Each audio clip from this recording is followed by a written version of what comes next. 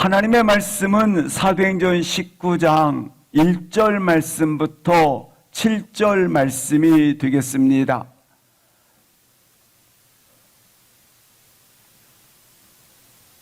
사도행전 19장 1절 말씀부터 7절 말씀 함께 합독하시겠습니다.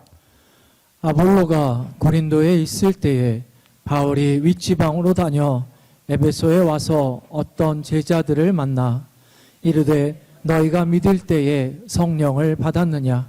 이르되 아니라 우리는 성령이 계심도 듣지 못하였노라. 바울이 이르되 그러면 너희가 무슨 세례를 받았느냐? 대답하되 요한의 세례니라.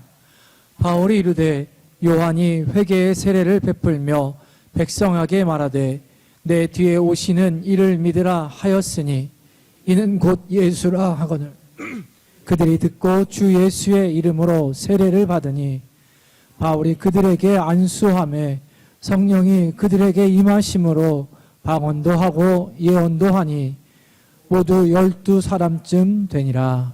아멘.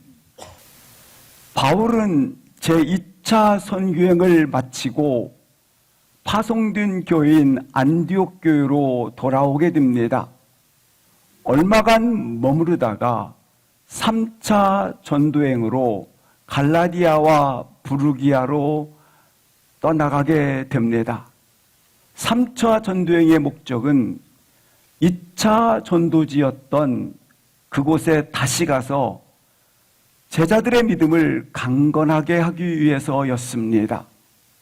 다른 표현으로 말한다면 믿음의 성도들을 온전히 세우기 위하여 다시 3차 선교행을 떠나게 됩니다. 먼저 22절, 23절 말씀을 보시겠습니다. 2차 선교행을 마치고 안디옥으로 내려가서 23절입니다. 얼마간 있다가 갈라디아와 부르기아 땅을 차례로 다니며 제자들을 굳건하게 하니라 말씀을 하고 있습니다. 2차 전도행을 마치고 난 후에 바울 일행은 좀 쉬었다. 좀 이 정도까지 하면 되지 않았는가 그렇게 생각할 수 있습니다. 그러나 쉬지 않습니다. 멈추지 않습니다. 다시 갈라디아와 부르기아 땅을 차례로 지방으로 다니며 복음을 전하고 있는 것을 볼 수 있습니다. 복음은 계속 전해져야 합니다. 생명의 말씀은 계속 멈추지 말아야 합니다. 왜냐하면 멈추면 그리고 중단하면 생명력을 잃어버리기 때문에 그러하다고 하는 것입니다. 왜입니까? 멈추면 이처럼 자신도 모르게 믿음의 자리에서 그리고 생명을 잃어버리며 굳어진 종교인이 되기 때문에 그렇습니다. 신앙도 마찬가지입니다. 멈추면 그리고 이처럼 안주하려는 순간 신앙은 자신도 모르게 자기도 의식하지 못한 채 이처럼 마음이 굳어지는 종교인이 된다고 하는 것입니다. 자기도 모르는 채 자기 의식하지도 못한 채 생명을 잃어버린다고 하는 것입니다. 신앙의 순수함을 잃어버린다고 하는 것입니다. 따라서 다시 한번 우리 몸된 교회가 믿음에 도전을 하며 그리고 멈추지 않기를 주의 이름으로 기도합니다. 오늘 본문에서 볼 수 있는 것 한 가지가 있습니다. 바울 일행은 제2차 선교의 계획으로 비두니아, 아시아에 계속 복음을 전하기를 원했습니다. 그러나 성령 예수의 영이 허락지 아니한지라 뿐만 아니라 마게도니아로부터 건너와서 우리를 도우라는 환상을 보게 됩니다. 유럽으로 넘어간 바울 일행팀은 빌립보, 데살로니가, 아덴, 그리고 베레아, 마지막에 1년 6개월 동안 머물렀던 고린도 지역에 교회를 세우게 됩니다. 그리고 아시아에 다시 안디옥으로 돌아왔다가 3차 전도여행을 떠난 곳이 어디입니까? 2차 전도여행을 계획했던 아시아의 복음을 전하고 있는 것을 보게 됩니다. 그렇습니다. 나의 계획이 아니라 하나님이 이끄신 대로 따르면 어느 날 내가 생각하고 있었던, 계획했던 그 자리에서 일을 하고 있는 것을 보게 되는 것입니다. 바울 일행을 보시기 바랍니다. 2차 선교여행 중에 자신이 생각했던 것, 자기 계획했던 것, 지금 오늘 그 일을 하고 있는 자리에 서 있지 아니하겠습니까? 바로 때의 문제입니다.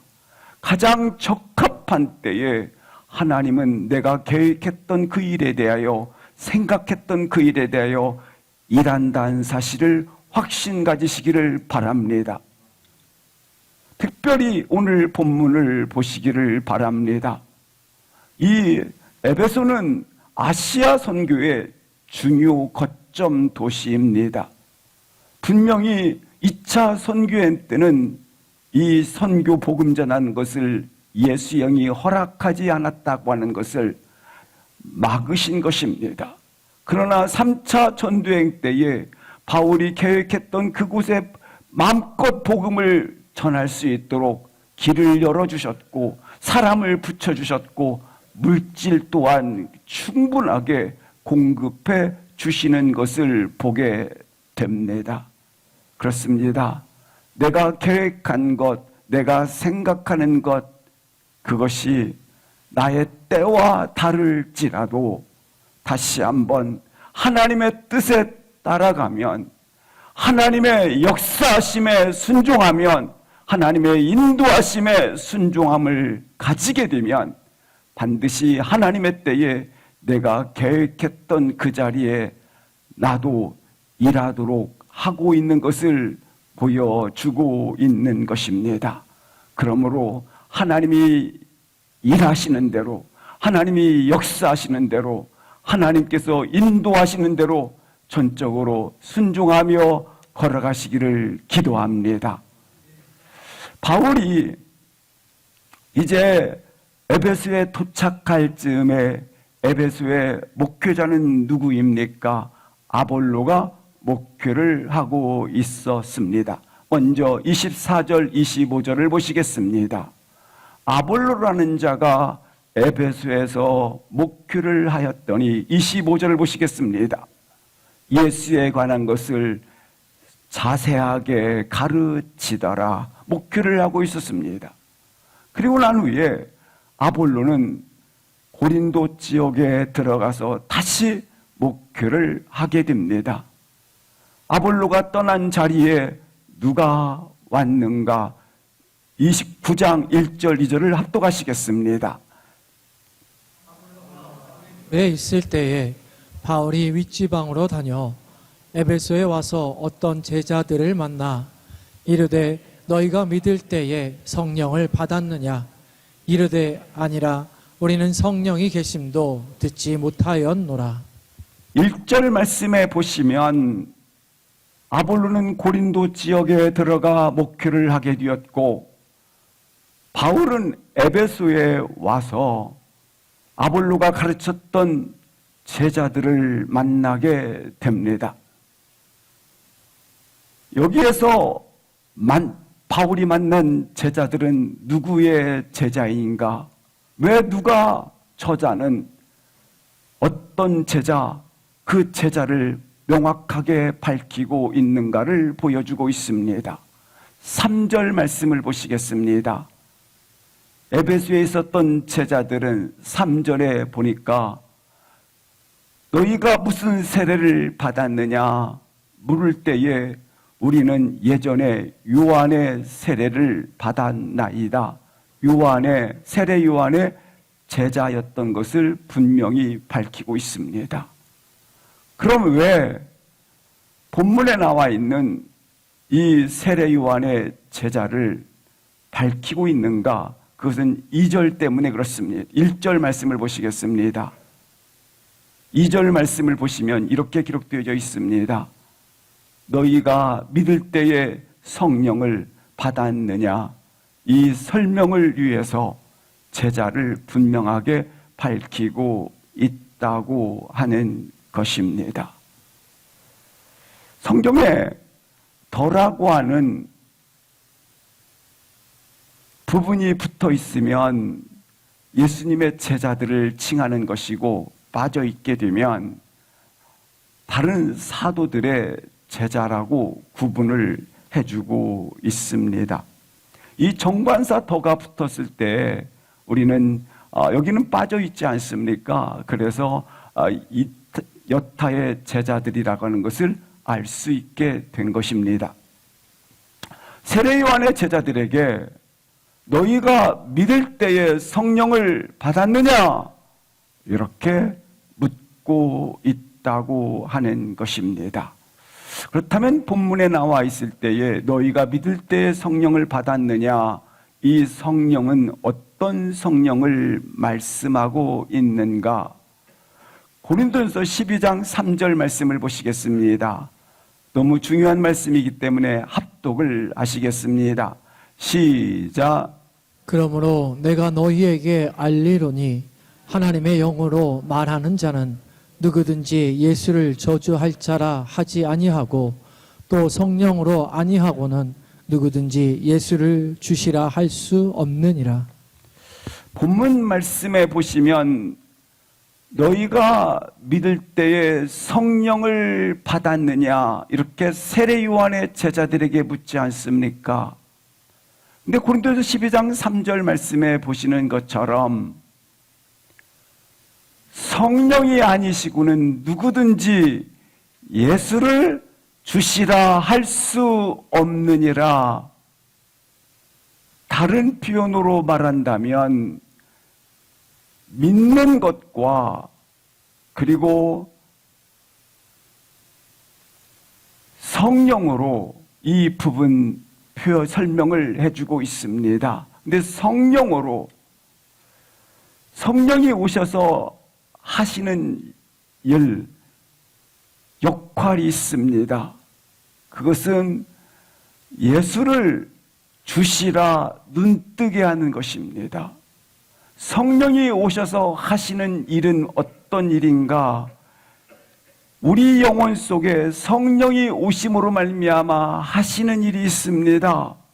예수를 누구시라? 주시라. 그렇게 고백할 수 있는 일을 하신다고 하는 것입니다. 따라서 너희가 믿을 때에 성령을 받았느냐?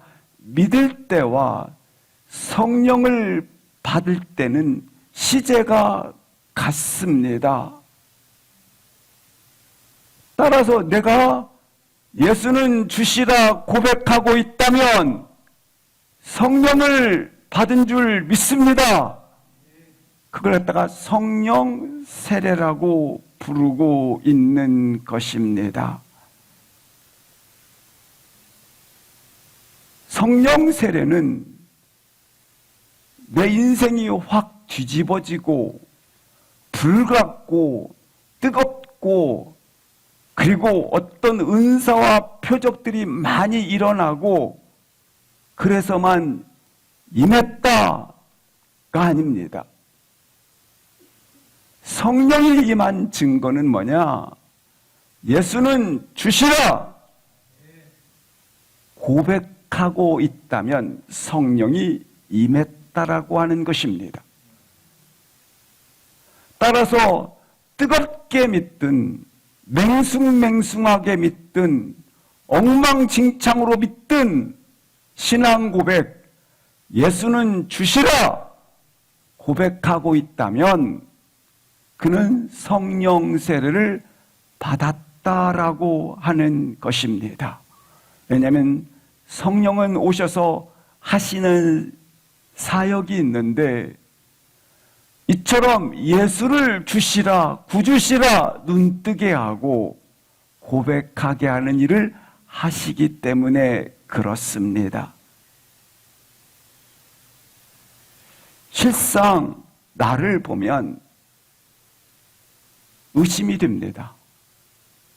아니, 나같이 이렇게 신앙생활하는데 무슨 성령 세례가 임했는가? 엉망진창인데, 근데 성령님은 우리 영에 오셔서 영혼을 살릴 뿐만 아니라 오늘 말씀해 주시지 않습니까? 예수를 주시라 고백하게 하신다고 하는 것입니다. 따라서 예수를 구주시라 고백하십니까? 그렇다면 성령 세례가 임하였다라고 하는 것입니다. 그렇다면 2절 말씀을 보시겠습니다. 성령 세례를 받았습니다. 근데 너희가 믿을 때에 성령을 받았느냐? 1절에서 성령 세례가 임한 것을 확인했지 않습니까? 근데 그러면 너희들은 세례 요한의 제자들에게 너희가 믿을 때에 성령을 받았느냐? 이렇게 지금 묻고 있다고 하는 것입니다. 그러자 요한의 제자들이 대답을 합니다. 대답하되 우리는 성령이 계심도 듣지 못하였다. 그렇다면 성령 세례에 대해서 세례 요한이 가르치지 않았는가? 마태복음 3장을 보시겠습니다. 거기에 보면 이미 도끼가 나무 뿌리에 놓였으니 심판입니다. 11절입니다. 나는 물로 세례를 주는 회개의 세례를 너희에게 베풀었다. 그러나 내 뒤에 오시는 이는 나보다 능력이 많으시니 그는 성령과 불로 너희에게 세례를 베풀리라. 이 불은 뭔가? 12절 말씀을 보시겠습니다. 이 불로 태우리라. 심판을 말씀해 주고 있습니다. 다시 11절을 보시겠습니다. 11절 말씀에 앞절 11절 보시면 이렇게 말씀하고 있습니다.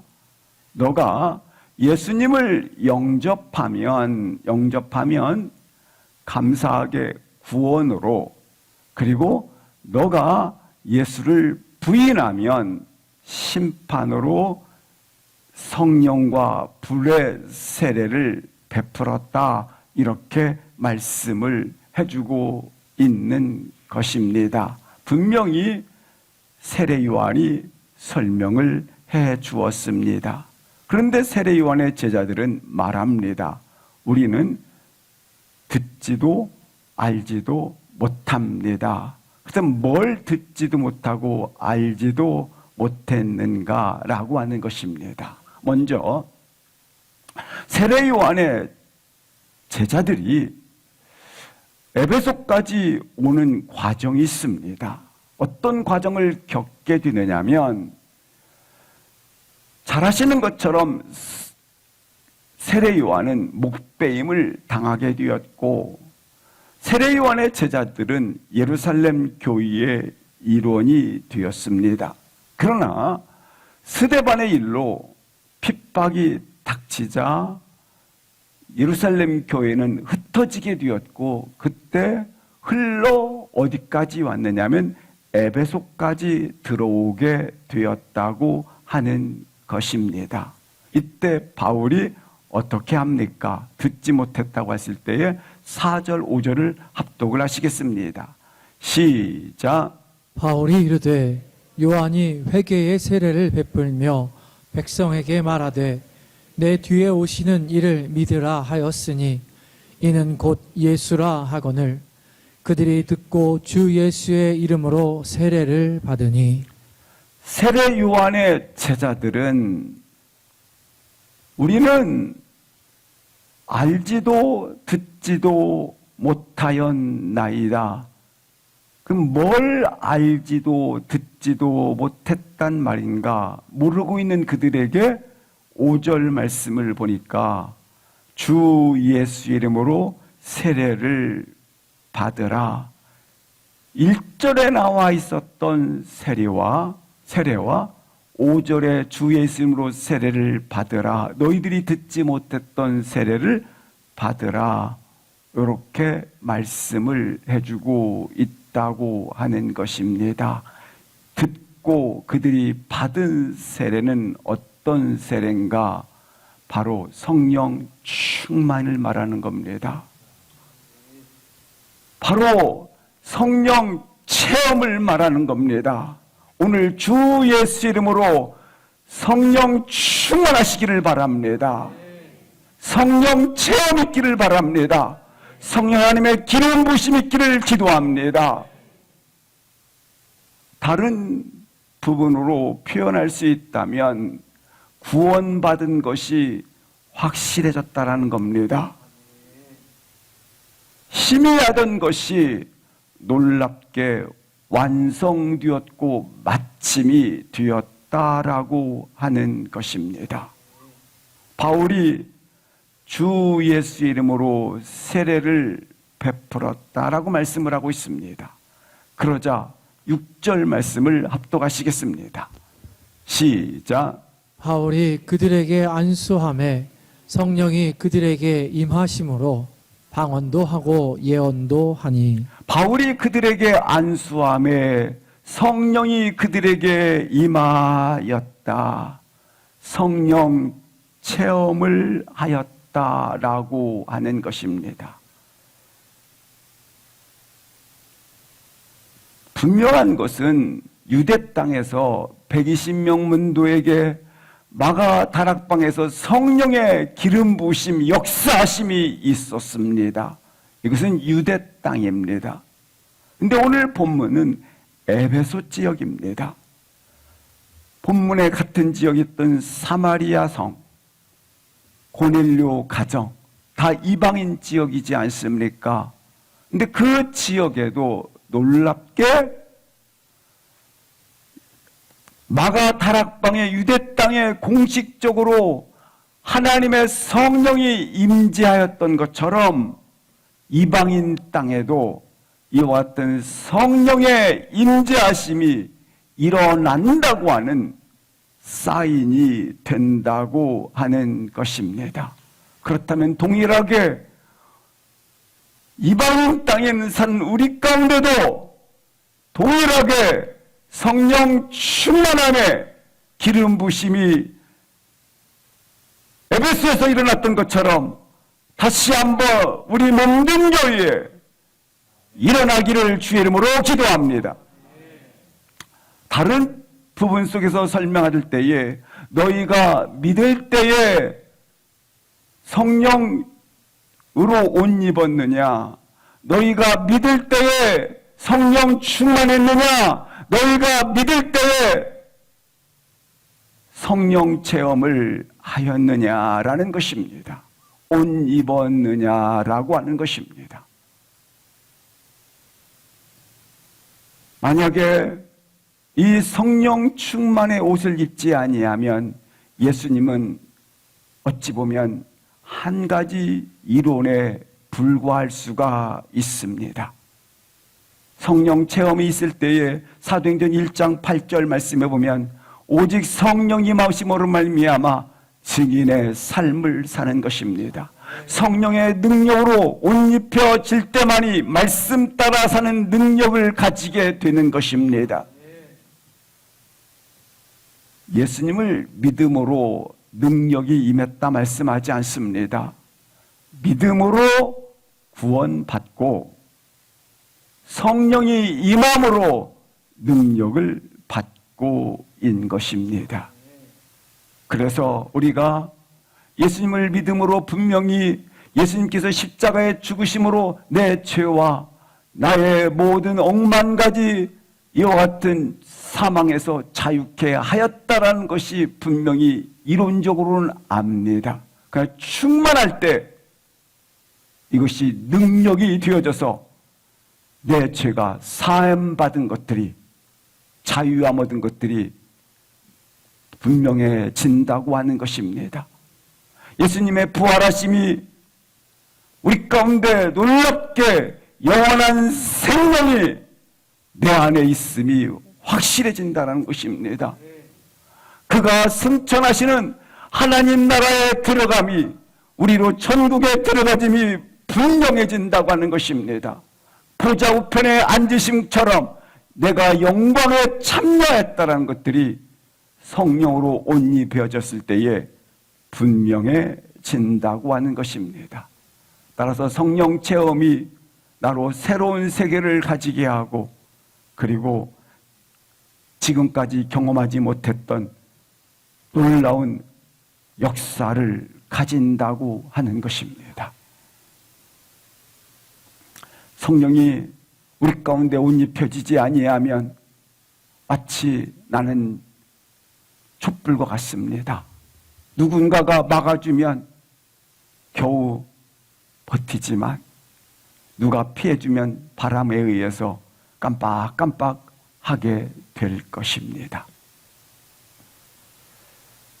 이렇게 성령 세례와 성령 충만이 체험되어졌다고 한다면 어떤 태도를 우리가 취하여야 하는가? 에베소 5장 18절 말씀을 합독하시겠습니다.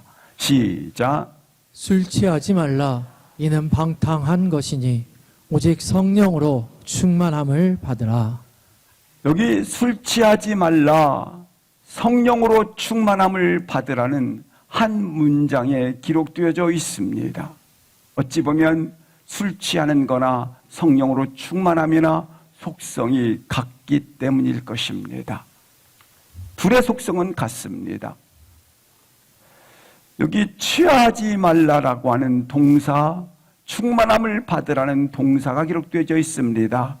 이것은 어떤 뜻이냐면 지배를 받다라는 뜻입니다. 술의 지배를 받든지 아니면 성령의 지배를 받든지 둘 중에 하나라는 것입니다. 따라서 너는 여타의 것에 지배를 받지 말고 오직 성령으로 지배를 내 인생 속에 받을지어다라는 겁니다.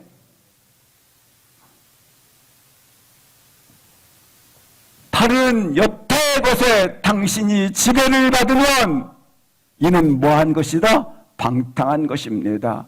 윤리적으로 방탕한다의 의미보다 허비한다, 낭비하다라는 것입니다.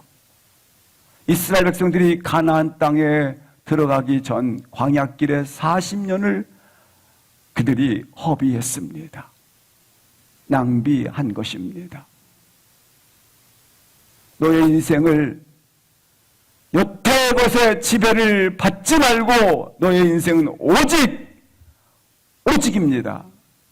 성령으로 지배를 받을지어다.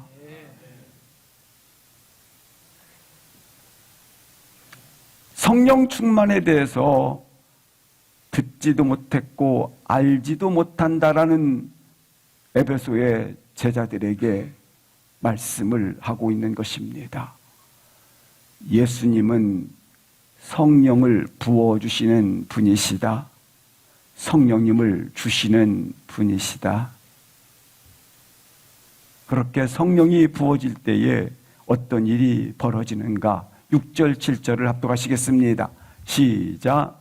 바울이 그들에게 안수함에 성령이 그들에게 임하심으로 방언도 하고 예언도 하니 모두 12사람쯤 되니라. 바울이 그들에게 안수함에 6절 말씀해 보니까 성령이 그들에게 임했다고 말씀을 하고 있습니다.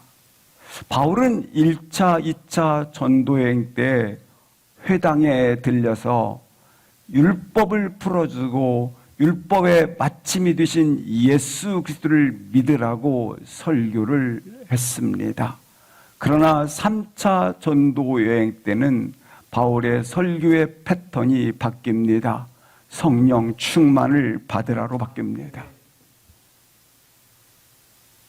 바울은 1차, 2차 선교행 때마다 회당에 들려서 예수 그리스도를 증언을 했습니다. 그러나 오늘 바울은 3차 전도행진 에베소에 들리자마자 제자들에게 성령 충만을 받으라 설교를 했던 것입니다. 무엇보다도 성령 충만을 받으라는 것입니다. 성령을 받는 것, 성령의 지배를 받는 것, 성령 충만을 가지는 것이 그 어떤 것보다 우선하다고 하는 것입니다. 에베소 성도들은 나는 예수님의 제자로 하나님 백성답게 살아야 된다. 나는 제자의 삶을 살아야 된다. 나는 복음을 전해야 된다. 나는 교회를 세워야 된다. 이거 이전에 성령 충만을 받으라는 것입니다. 에베소 성도들은 이처럼 교회를 세우고 하나님 제자로 살고 백성답게 살고 이거에 초점을 두고 있었던 부분이 있습니다. 그런데 아니다. 먼저 성령 충만을 받으라는 것입니다. 성령을 경험하라는 것입니다. 우리 몸된 교회 속에 성령의 경험이 다시 한번 뜨겁게 일어나기를 기도합니다. 그러면 삽니다. 성령이 없는 사역은 사변적이 되고 관념적이 되어버리고 종교화되어질 뿐입니다. 성령이 없는 사역은 비판하고 정죄를 누구든지 할 수 있습니다. 그러나 보듬고 사랑하고 이해하고 건강한 대안을 제시할 수 없는 것입니다. 성령 충만함이 있을 때 건강한 교회를 세울 수 있기 때문에 그렇습니다. 이 시간 바울이 에베소 성도를 향하여 던진 질문, 하나님이 우리를 향하여 던지는 질문이 있습니다. 너희들이 성령으로 충만하느냐? 너희가 진정 성령에 사로잡혀 있는가? 오직 너희 안에 성령의 기름 부심이 있는가? 너는 진정 성령 하나님의 주도권에 너 자신을 내어 드렸는가? 성령의 열매인 9가지 성품들이 너에게 원해지고 기대가 되어지는가? 너는 진정 성령님께 붙잡힌 바 되었는가?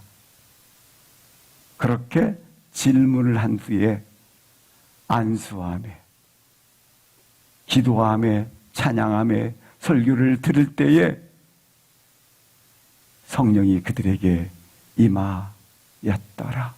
동일하게 우리 몸된 교회에 성령이 충만하게 각 심령이 성령의 기름 부으심의 체험이 일어나기를 기도하는 것입니다. 우리 모두는 기도해야 됩니다. 깨어 기도해야 되는 것입니다. 바울 당시나 지금이나 우리에게 주신 사명, 길을 걸어가기 위해서는, 감당하기 위해서는 성령으로 옷 입혀져야 하는 것입니다.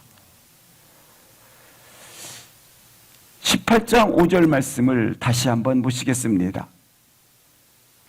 그들이 주 예수의 이름으로 세례를 받았다고 말씀을 하고 있습니다.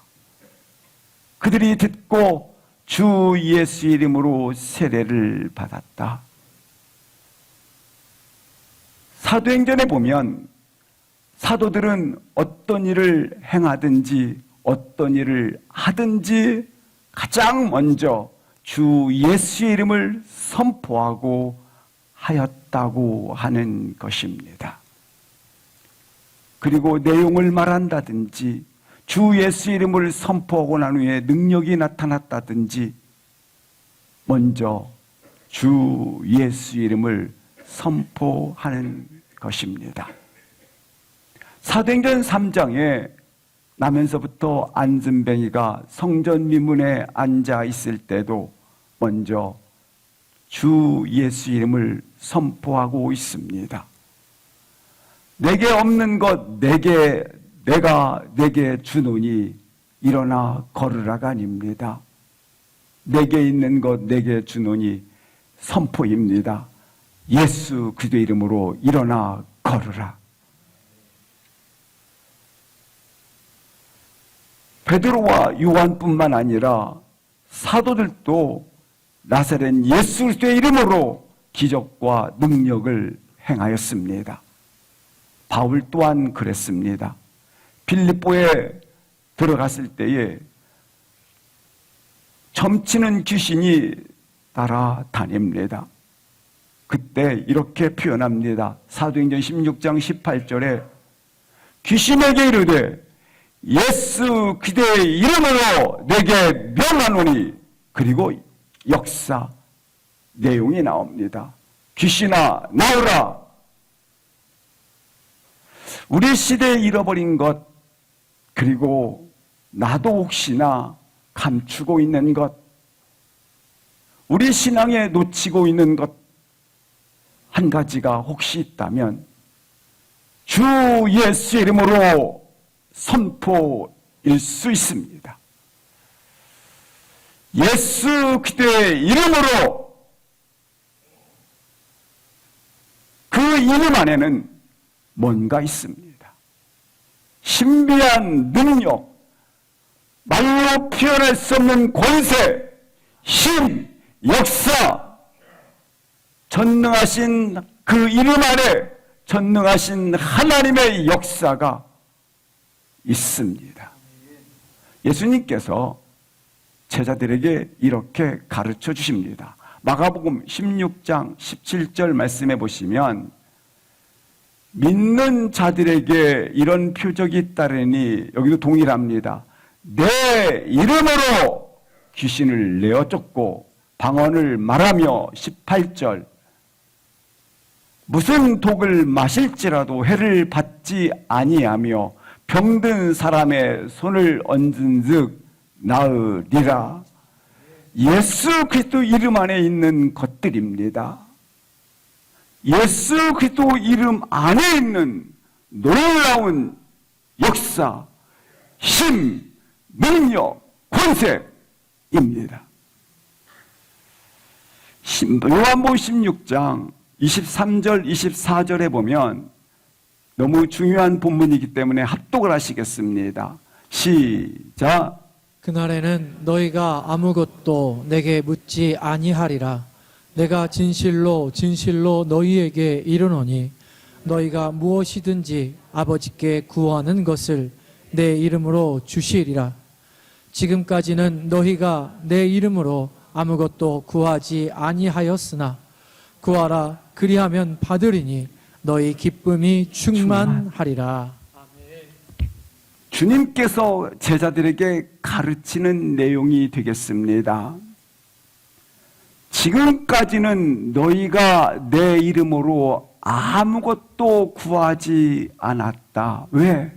부활 전이기 때문에 그렇습니다. 아직은 예수님께서 부활 전에는 죄와 사망과 죽음과 원수와 이 모든 것들의 권능이, 부활의 권능이 아직 예수님께 입혀지기 전입니다. 그러나 부활하신 예수님은 그 이름이 전혀 다릅니다. 다른 이름인 것입니다. 사망아 너 쏘는 것 어디 있느냐? 사망을 이긴 힘입니다. 죽음아, 심판아, 그리고 원수야, 마귀야, 너의 힘이 어디 있느냐? 아니, 우리를 평생토록 짓누르고 있는 두렵게 만들고 쫓아다니고 있는 이 죽음의 세력들이 어디 있느냐? 부활하신 후에 이 모든 권세가 예수 그리스도의 이름 안에 옷 입혀졌다고 하는 것입니다. 근데 부활하신 예수님께서 이렇게 말씀하시는 거예요. 마태복음 28장 18절 말씀을 보시겠습니다. 이 모든 권세를, 하늘과 땅의 모든 권세를 주님께 주셨는데 예수님 이름 안에는 상상할 수 없는, 사람의 언어로는 표현할 수 없는, 글로는 담을 수 없는 하늘과 땅의 모든 권세가 예수 그리스도 이름 안에 있다라고 하는 것입니다. 다시 요한복음 16장 24절 말씀해 보시면 이렇게 말씀하고 있습니다. 이것을 예언하는 거예요. 누구에게? 제자들에게. 하늘과 땅의 모든 권세가 예수님 이름 안에 있는데 이 모든 권세와 능력을 제자들에게 유임하는 거예요. 유임. 다시 마태복음 18장 19절 20절 말씀을 다시 한번 보여주시겠습니다. 18장 19절 20절 보시면, 앞절 보시면 이렇게 말씀해 주고 있어요. 하늘과 땅의 모든 권세를 주셨으니 19절 18장 19절 요한복음 16장 24절 다음에 있습니다. 천천히 찾으시기 바랍니다. 예, 그 뒷절 요한복음 16장 20절 4절 그 다음 절 한번 넘기시기 바랍니다. 네, 여기 보십시오. 19절 20절에 보니까 성령의 이름으로 세례를 베풀고, 20절 보시겠습니다. 이걸 분부한 모든 것들 너희와 항상 함께 있을 것이다. 유임식입니다. 유임식. 예수 이름이 가지고 있는 놀라운 권세, 능력, 이 모든 신비한 이와 같은 역사, 그것들을 제자들에게 유임하는 겁니다. 가르쳐 지키게 하라 너희에게 주었다. 따라서 제자들에게 선포하는 말씀, 예수 그리스도의 이름의 능력을 사용하라는 것입니다. 예수 그리스도의 이름을 너희는 지금까지는 내가 너희에게 가르치지 않았으나 이제 너희에게 가르쳐 유임했으니 이제는 뭐 할지어다? 사용할지어다. 사용할지라는 거예요. 따라서 제자들의 사도행전에 모든 역사, 모든 일들은 주님께서 유임하신 것들을 사용하고 있는 겁니다. 그 사용한 것이 뭐예요? 주 예수 이름 선포하는 겁니다. 이 이름을 근거해서 사도들이 반복해서 주 예수 이름이 너희 가운데 역사하였느니라, 주 예수 그리스도의 이름이 너희를 자유케 하였느니라, 주 예수 그리스도의 이름이 너희를 승리케 하였느니라. 사도행전 19장 5절 6절 보시기 바랍니다. 보시면 이렇게 말씀하고 있지 않습니까? 사도행전 19장 5절 세례를 받은 주 예수의 이름으로, 주 예수의 이름으로. 6절 보시겠습니다. 6절 보시면 임함으로 이런 역사들이 나타나는 거예요. 실제로 역사들이 나타나는 거예요. 이것은 주술적이다. 이것은 어찌 보면 마술적이다. 이것은 어찌 보면 많은 분들이 기복적이다. 아닙니다. 예수 그리스도의 이름을 소유한 모든 자들에게 나타나는 능력입니다. 내 것이 나타납니까? 예수 그리스도의 권세가 나타나는 것이고,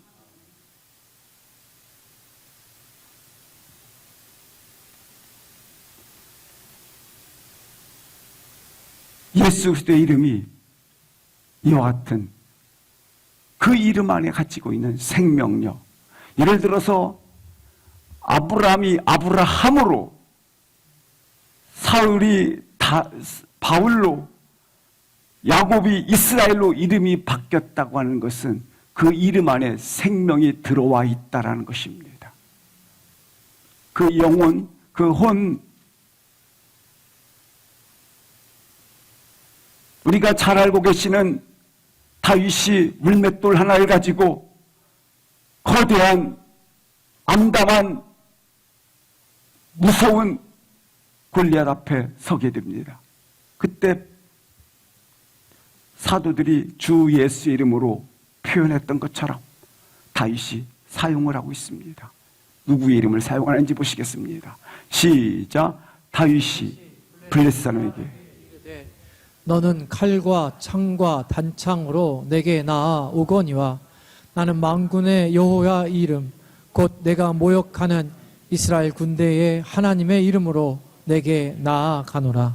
다윗은 분명히 알고 있습니다. 하나님 이름 안에 전능자, 전지자, 지으신자, 인도자, 만군의 주, 그 이름 안에 있음을 알고 있는 것입니다. 그리고 다윗이 골리앗 앞에 나아갈 때 나가는 이름 선포합니다. 만군의 여호와의 이름. 하나님의 이름으로 나아가는 것을 보게 되는 것입니다. 그렇습니다. 하나님 이름 안에 권세, 능력이 있지 않습니까? 그것이 현실화 되어지는 것입니다. 사도들이 그와 같이 나아갔던 것입니다. 다윗은 감사하게 엘라 골짜기에서 골리앗을 이기게 됩니다. 왜입니까? 하나님의 이름을 사용한 것입니다. 우리는 그리스도인으로 사도들이 위임받았던 것을, 그 이름, 예수 그리스도의 이름을 위임받았습니다. 따라서 예수 그리스도의 이름을 선포하면 예수님의 능력, 예수님의 권세, 이것이 놀랍게 현실화로 드러나게 되는 것입니다. 현실로 나타나는 것입니다. 작게는 우리가 예수 이름을 가지고 감사하게 그 능력을 가지고 나의 마음에 선포해 보십시오. 그렇게 무겁던 마음들이 자유롭게 되어지고 죄들이 떠나가고 감사하게 하나님의 거룩한 성품이 들어오기 시작하고 낙심의 마음에 선포하면 소망이 일어나고 질병 속에 선포하면 생명이 다시 살아나고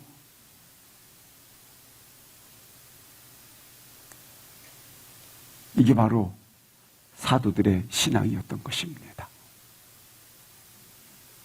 현대 그리스도인들은 상식에 매여서